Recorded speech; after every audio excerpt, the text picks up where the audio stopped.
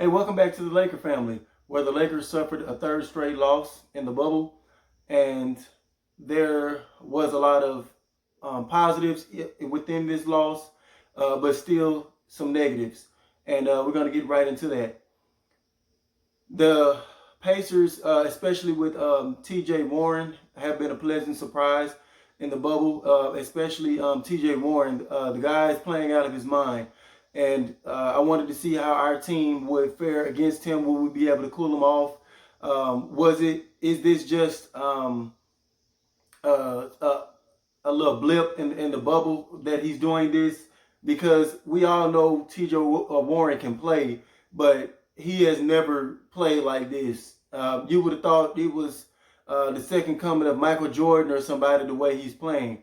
And I think it's more of it's the bubble, and all the teams they're not playing up to their normal standards yet. But at the same time, I don't want to take away too much of credit from what T.J. Warren has been doing.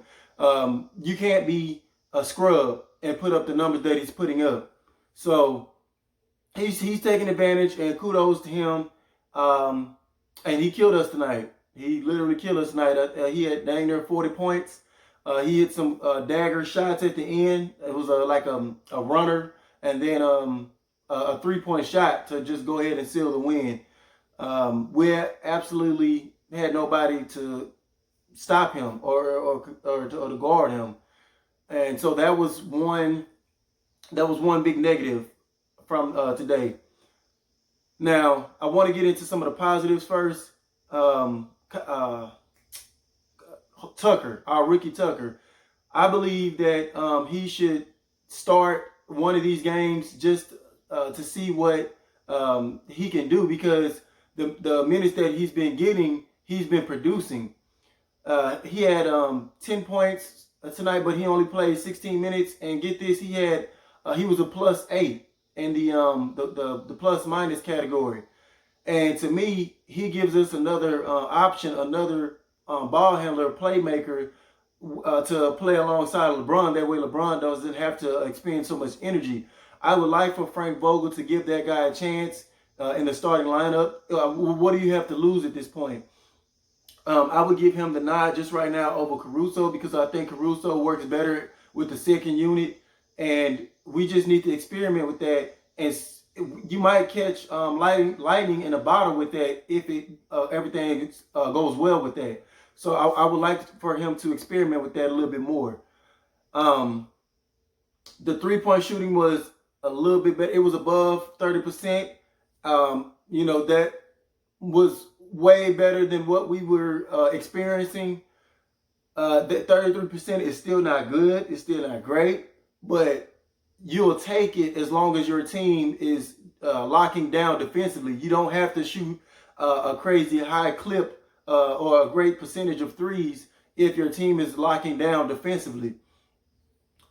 We were doing a good job defensively in certain stretches. The only person that just kind of went bonkers on us was T.J. Warren, and that was the difference of the game. The other positive was LeBron James. LeBron James, we finally got a great game from him in this bubble, and he looked closer to that MVP form that we left the season with before the stoppage. That was a great sigh of relief. I was kind of like, thank you. Just to see, I know he's capable of doing it, but just to see it, it kind of gave me that reassuring feeling that he still has it.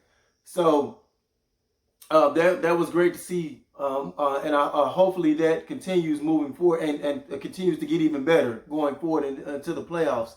Now, he still had a couple of chippy layups or something like that he missed at the rim. And then it was like a pull-up three he took, a deep pull-up three he took at the end of the game. It was like 3 minutes left that was questionable. But Miles Turner went down and he took a questionable three-point shot right after that. And that kind of helped us out. And then I think LeBron got a layup right after that. But other than that, a complete great overall attack mode game from LeBron James. I was happy to see that. Now for some of the negatives, Kyle Kuzma experienced his first poor game in the bubble, and let's hope that trend doesn't continue. We need the first 4 games or first 5 games, Kyle Kuzma. We don't need tonight's Kyle Kuzma moving forward.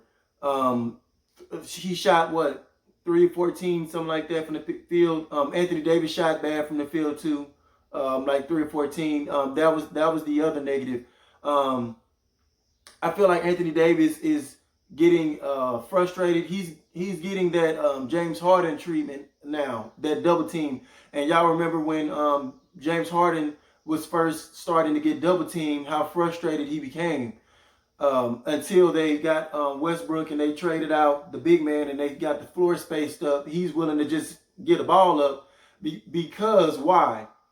They have shooters surrounding him that's going to knock down the shots and make teams pay if you consistently double James Harden. Well, in Anthony Davis' case, if teams are getting away with consistently doubling him because our guys are not knocking down 3-point shots at a high enough clip, they're not knocking it down at a respectable enough clip. So Anthony Davis kind of gets discouraged and just starts settling for outside threes instead of taking the ball down low, making the defense commit to you, and just being patient, finding the open teammate. It goes both ways. The teammates is making Anthony Davis look worse, and he's making himself look worse by not playing within the offensive scheme and getting frustrated too quickly with the double team. So we need, I think Stephen A. said something like that along the lines earlier in the season, that he had concerns about that, especially when we go up against teams like the Clippers. Would Anthony Davis have that dog to still figure out a double team and go up against those multiple bodies that the Clippers are going to be throwing at him? They're not going to consistently guard him one-on-one. They're going to, send doubles. He's going to have to get better at reading and reacting that.